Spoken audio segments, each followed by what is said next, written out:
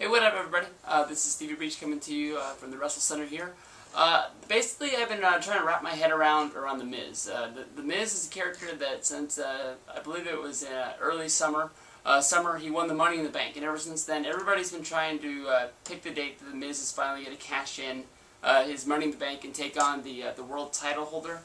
The one thing that I've been trying to figure out is one way for The Miz to actually be able to beat the world champion, and for him to not make the world champion look like a fool. One way to actually put the champion over more than he was before he lost the belt to The Miz, because that's one thing you always want to do with the belt.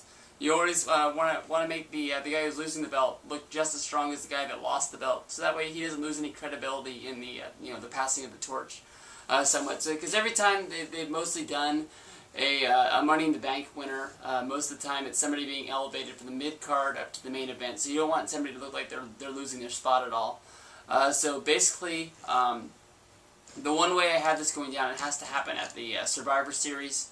I have basically a team of Raw guys going up against the Nexus guys. Just you know how they do it. They've done 4-on-4, but it'd be better for a 5-on-5 match.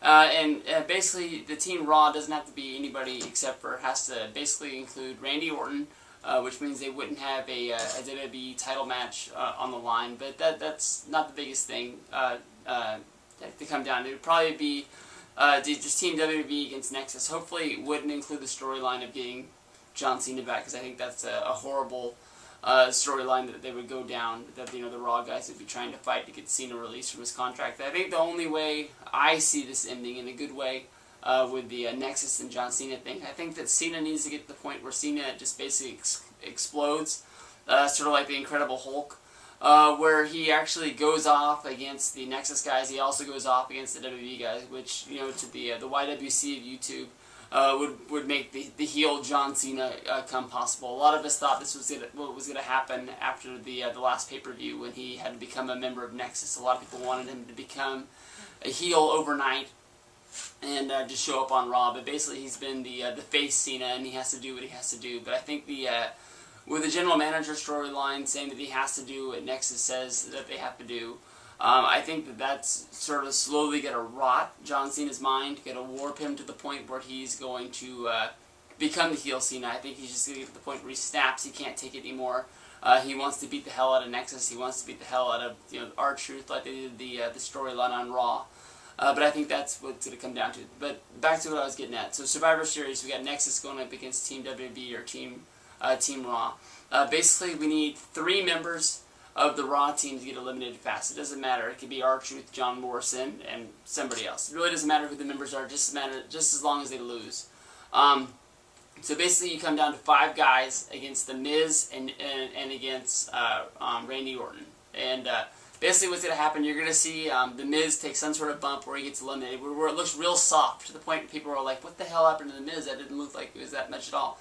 And basically, he would just be outside the ring at ringside, and then you would be down to Randy Orton, be going up 5 against 1.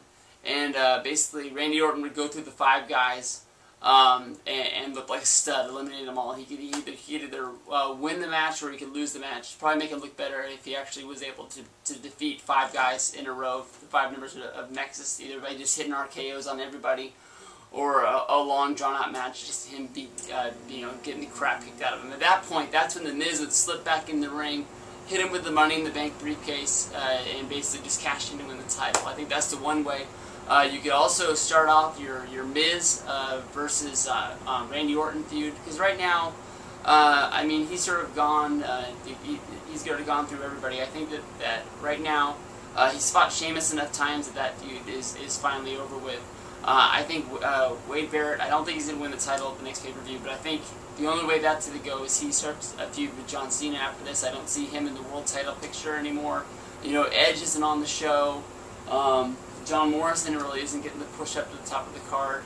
I don't see him going CM Punk getting pushed, because basically they've established him as a heel on the show, but I'm not sure if they're going to push him up to the main event so fast against Randy Orton. I don't think they've established any sort of storyline yet, but that's one way you can start Raw being based around a feud of Randy Orton against The Miz. The Miz will be able to become the world champion for the first time, and then you would also have Randy Orton not look like a complete and total wuss.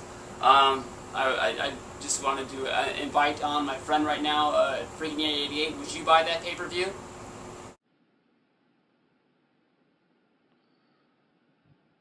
I can't review this pay-per-view. Aw, come on, man. It wasn't that bad. I thought it was a pretty good idea. Damn.